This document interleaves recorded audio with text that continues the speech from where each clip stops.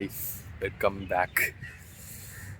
അപ്പോൾ നമ്മളിന്ന് വന്നിരിക്കുന്ന കനകക്കുന്നിലേക്ക് പെറ്റ് ഡിറ്റക്റ്റീവ് സിനിമ കാണാൻ വേണ്ടി പോകാമെന്ന് വിചാരിച്ച് ഞാൻ നിൽക്കുകയായിരുന്നു. അപ്പം എനിക്കിപ്പോൾ സമയം 1 മണിയാവാൻ പോകുന്നതാണ്. 1 മണിയാവാൻ പോകുന്നു. 1:30 ഷോ ഉണ്ട്. 1:30 PVR കൃപയിൽ ഷോ ഉണ്ട്. നമുക്കപ്പോൾ അവിടെ പോകാം. ഓക്കെ, 1:30 PVR കൃപയിൽ പോകാം. പിന്നെ വേറെ കണ്ടില്ലേ, കനകക്കുന്ന് നിൽക്കുകയാണ്. വളരെ ബ്യൂട്ടിഫുൾ, പീസ്ഫുൾ, സൈലൻ്റ് ആയ കനകക്കുന്ന്. ഇവിടെ എപ്പോഴും ശരിക്കും ആൾക്കാർ കാണും. ഇവിടെ എല്ലാം ആൾക്കാരുണ്ട്. ഞാനൊരു എസ്തെറ്റിക്കലി ബ്യൂട്ടിഫുൾ വീഡിയോ എടുക്കാൻ വിചാരിച്ചു. പക്ഷേ ഇപ്പോൾ വെയിൽ വന്നു തുടങ്ങി. ഇല്ലെന്നെങ്കിൽ അതെടുത്ത് ലാസ്റ്റ് ഇതായിരുന്നു. May be next time. Okay.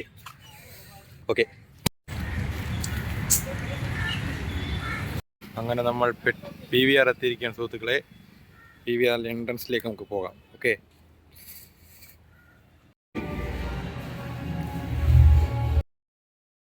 Guys, നമ്മൾ പെറ്റ് ഡിറ്റക്റ്റീവ് കണ്ടിട്ടുണ്ട്. നല്ല പടമായിരുന്നു. പ്രത്യേകിച്ച് മോശം പറയാനൊന്നുമില്ല.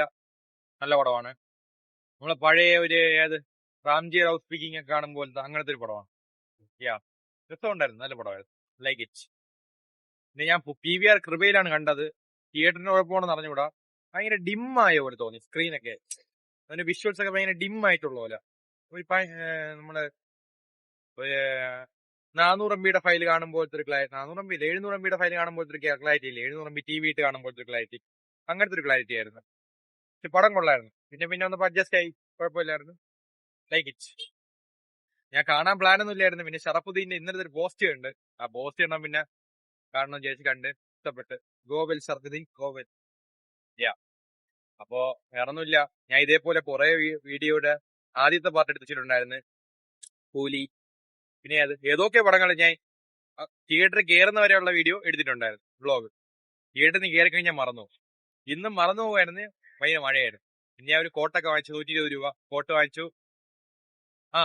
ഇത് വന്നു. യെസ്, അത്രേ ഉള്ളൂ. Pet detective is A watchable movie.